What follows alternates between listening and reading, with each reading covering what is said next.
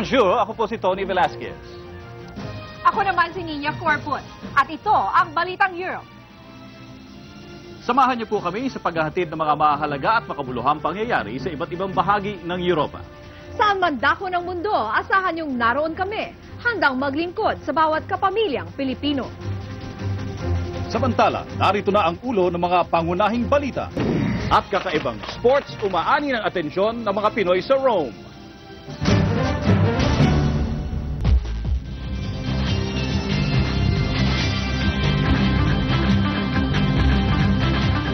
Nagbuo ang mga Pinoy ng isang batalyon para labanan ang mga Italyano, hindi sa gyera, kundi sa isang kakaibang sports. May report si Jocelyn Ruiz.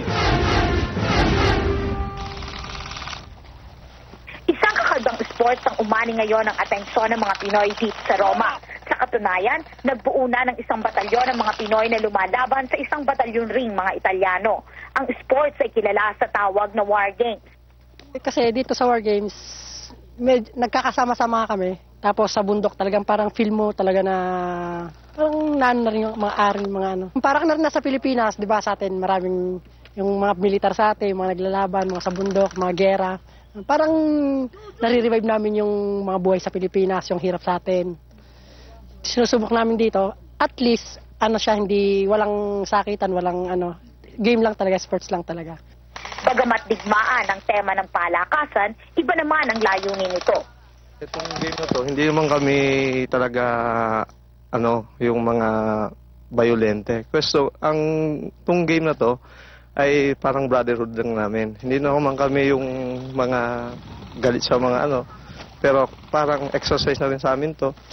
Saka yung pakikisama, yung sa mga Italyano, para halos hindi lang na yung sasabihin nila na ang Pilipino dito, nagkatrabaho lang na sa bahay, sa ngayon kami, parang kasama na rin sa community.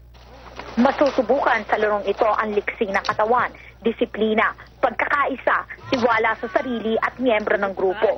Ginaganap ang War Games tuwing linggo sa kampo ng Via Malagrosa. Actually, dito pare-pareho lang tayo. Oras na nagkakaputukan na yung kalaban, pare-pareho lang tayo. Kaya yun yung maganda. Yung brotherhood. Exciting. Siyempre, adrenaline rush to kumbaga. Kaya napakaganda.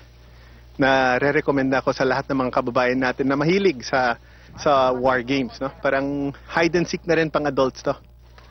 Para manalo, kailangan makuha ng isang grupo ang bandera. Ang Legionary Romani ang samahan ng mga naglalaro ng War Games dito sa Roma. 8 Pinoy na ang naglalaro sa torneo tulad ng 24 at 36-hour battle. Si Enrico Custodia ang unang Pinoy na nakatuklas ng War Games dito sa Roma at nakahikayat ng iba pang kababayan para lumahok sa laro.